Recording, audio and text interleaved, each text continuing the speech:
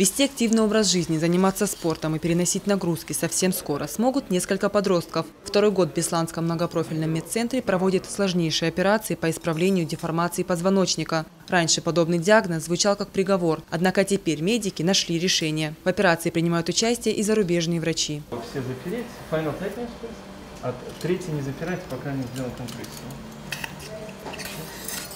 Мы и третий делаем компрессию. Чуть-чуть, чтобы выровнять. Оперировали сегодня не только российские нейрохирурги. Среди медиков Дмитрий Кондрашов из США. Врач отметил, что уровень остинских специалистов не уступает европейским. Обмен опытом – это еще один шаг к повышению уровня современной медицины. Оперативные вмешательства отрабатываются сейчас в режиме обучительном, то есть обучающей программе. То есть нам приезжают доктора. В этом году удалось анонсировать хирургов, которые приехали со Штатов и с Швейцарии.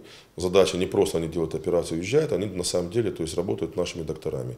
Для того, чтобы наши доктора уже освоили этот вид патологии и уже самостоятельно могли его делать в более большом количестве. Позволить за свой счет такую операцию по карману далеко не всем. Она обходится примерно в 500 тысяч рублей. В этом году североостинские медики выделили 5 квот. В будущем планируется эту цифру увеличить в несколько раз. В центре есть все, что необходимо для проведения подобных операций. Я поразился, когда посмотрел на операцию, которую Азамат Викторович делает.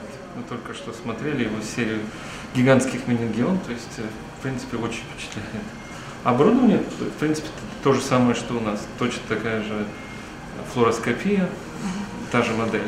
Микроскоп тоже Leica у нас стоит на другой модели. То есть, очень впечатлен. Реабилитация после сложного хирургического вмешательства проходит довольно быстро. На третий день пациенты могут сидеть, а уже через 10 готовы к выписке. Но для того, чтобы полностью восстановиться после операции, нужно вооружиться не только временем, но и недюжинным терпением. Ангела Кубалова, Елена Черенкова, Евгений Маркин, Осетия ТВ.